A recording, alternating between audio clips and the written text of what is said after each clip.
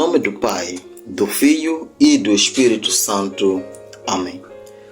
Ó bom Jesus, perdoai e livrai-nos do fogo do inferno. Levai as almas todas para o céu e socorrei principalmente as que mais precisarem. Rainha da Paz, dai-nos a paz. Em nome do Pai, do Filho e do Espírito Santo. Amém. Muito bem, caros amigos, sejam bem-vindos à nossa terceira aula sobre a liturgia.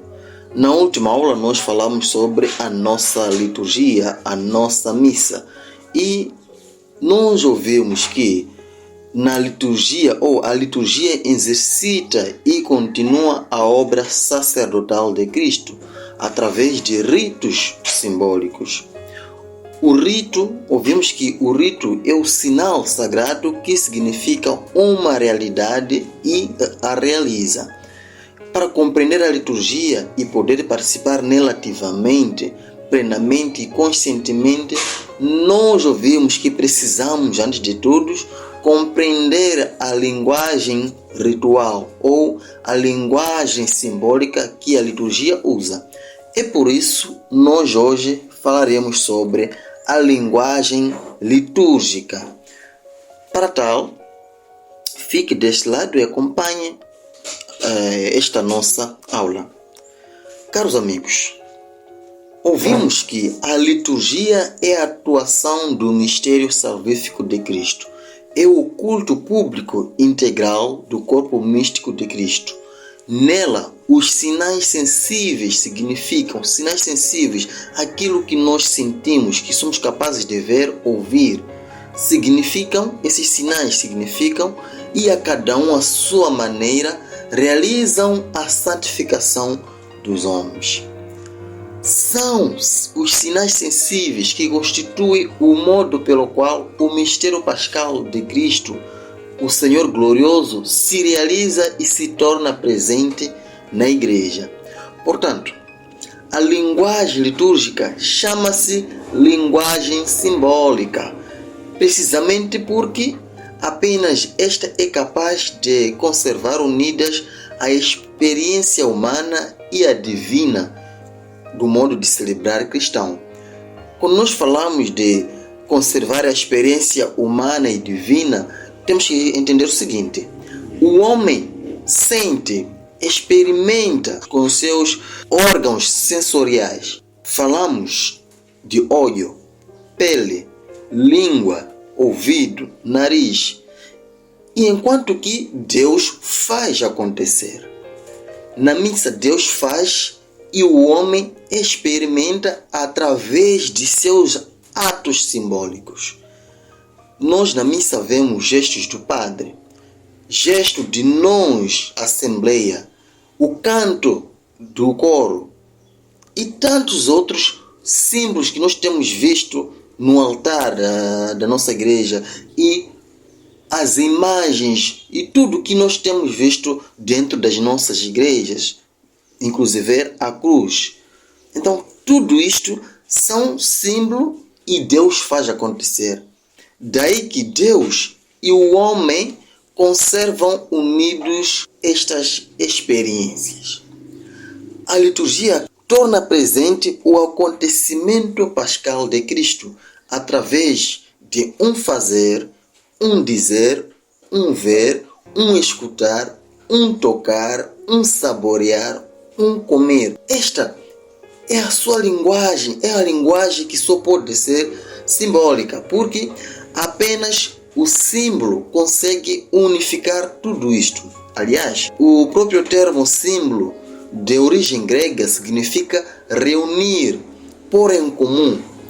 Então, o símbolo atinge o homem na sua totalidade, a sua inteligência, os seus sentidos, a sua afetividade e a sua imaginação.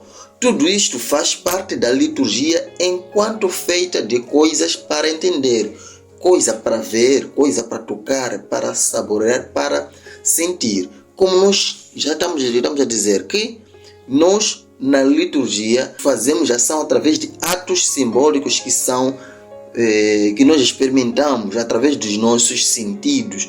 Conseguimos ver, conseguimos sentir, conseguimos cheirar, conseguimos saborear. Contrariamente ao sinal, o simbolismo natural é por si dotado de vários significados. Damos o exemplo da água, que pode ser um símbolo de potência criadora e ao mesmo tempo destruidora, para mostrar que o símbolo não é um objeto de único significado. A liturgia, usando o símbolo, não nega o seu significado natural, mas leva e assume-o, purifica-o e confere-lhe novos significados em relação aos acontecimentos salvíficos de Deus. Desta forma, a água ligada ao evento da criação é compreendida como lugar de vida, ligada ao dilúvio como lugar de morte e de renascimento, ligada ao Mar Vermelho como sinal do poder libertador de Deus, ligada ao sangue da cruz como sinal da redenção e do batismo. Aí nós vemos que o simbolismo litúrgico é essencialmente histórico-salvífico, porque mesmo radicando-se sobre o significado natural das realidades, recebe o seu típico significado dos acontecimentos salvíficos realizados por Deus na história da salvação. Desta forma, o simbolismo litúrgico é constituído pela unidade destes dois planos, natural e histórico-salvífico.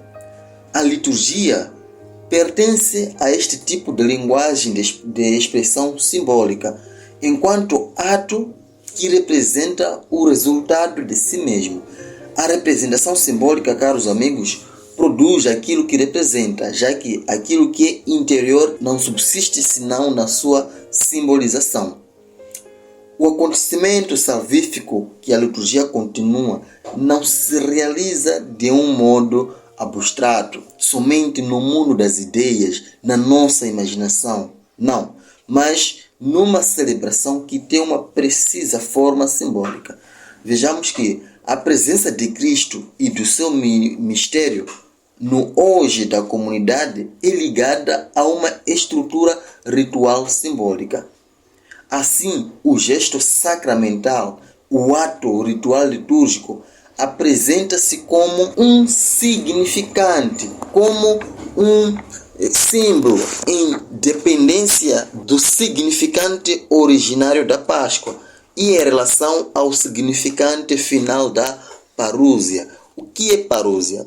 Parúzia é a esperança que nós temos da segunda vinda de Cristo, que é o final dos tempos.